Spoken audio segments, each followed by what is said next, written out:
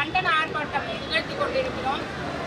இது என்ன விளைவுன்னு பார்த்தீங்கன்னா, நம்மளுடைய பாரத பிரதமர் மோடி அவர்கள் ராஜஸ்தானில் பிரச்சாரத்தின் போது தாலி காங்கிரஸ் ஆட்சிக்கு வந்தா பெண்களுடைய தாலியெல்லாம் திருத்திடுவாங்க, என்னோட தாய்மார்கள் சகோதரிகளுடைய தாலியை நான் பறிக்க விட மாட்டேன்னு சொல்றாரு.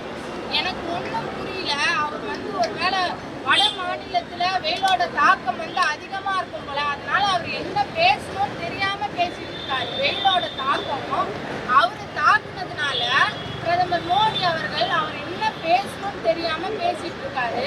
நாங்க மகளிர்லாம் கேட்கிறோம், நீங்க மணிப்பூர்ல 2 பெண்கள் இல்ல நிறைய பெண்கள்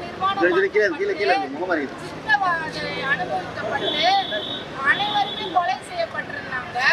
அவங்களுடைய தாலி பத்தி தான் நீங்க கவலைப்படல. எங்களுடைய வருங்கால பாரத பிரதமர் ராகுல் காந்தி அவர்கள் பாராளுமன்றத்துல 80 நாளா கேள்வி கேட்கிறாங்க. நீங்க 80 நாளா அப்ப அமைதியா மக்கள்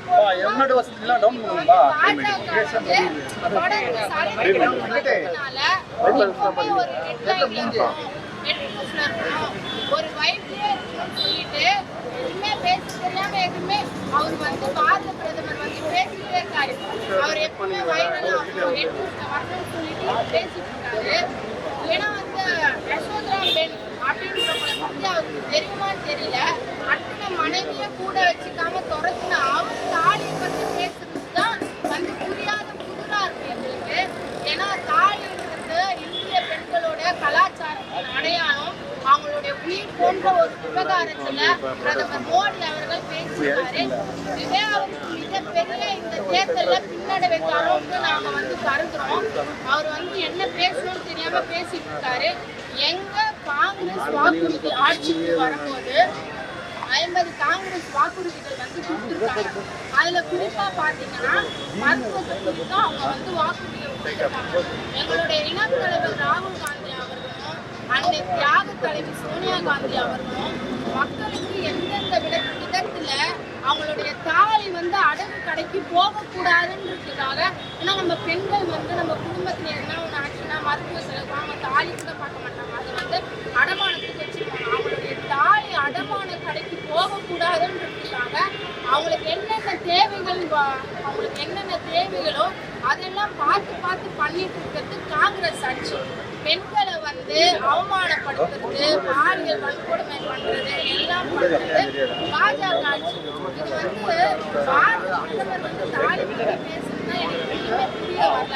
ஸோ எங்களுடைய மகாலட்சுமி திட்டம் வருஷத்துக்கு 1 லட்சம் ரூபாய் தர அந்த திட்டத்தோட பேர் பார்த்தீங்கன்னாலே மகாலட்சுமி.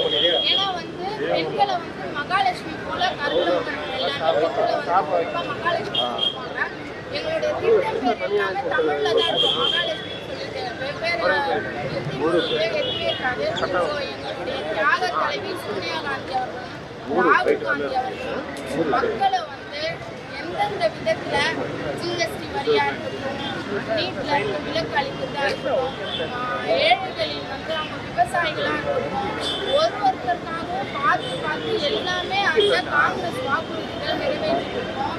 நாங்க எல்லாமே இந்த ஆர்ப்பாட்டத்தின் வாயிலாக நாங்க என்ன சொல்ல வரோம்னா, எங்க தியாக தலைவி சோனியா காந்தி அவங்க இந்த இந்திய நாட்டுக்காக தங்களுடைய தாலியை இழந்தவங்க. எங்களுடைய இரும்பு பெண்மணி இந்திரா காந்தி இந்த இந்திய நாட்டுக்காக தன்னுடைய தங்கத்தையே கொடுத்தவங்க. அவங்க தாலியை பறிக்கிறதுக்கு வாய்ப்பே இல்லைங்க. பிரதமர் மோடி அவர்களே, நாங்கள் மகளிர் சார்பாக உங்களுக்கு தெரிவிக்கிறது என்னன்னா, தாலியை பற்றி பேசுறதுக்கு உங்களுக்கு எந்த அருகதையுமே கிடையாது. நீங்கள் எங்களுடைய இந்திய நாட்டு பெண்கள் கிட்ட மன்னிப்பு கேட்கணும். ஸோ இதன் வாயிலாக நாங்கள் என்ன சொல்கிறோன்னா, பாதகம் செய்பவரை கண்டால் நாம் பயம் கொள்ளலாகாது பாப்பா. மோடி எழுந்து விடு பாப்பா, மோடி மிதித்து விடு பாப்பா.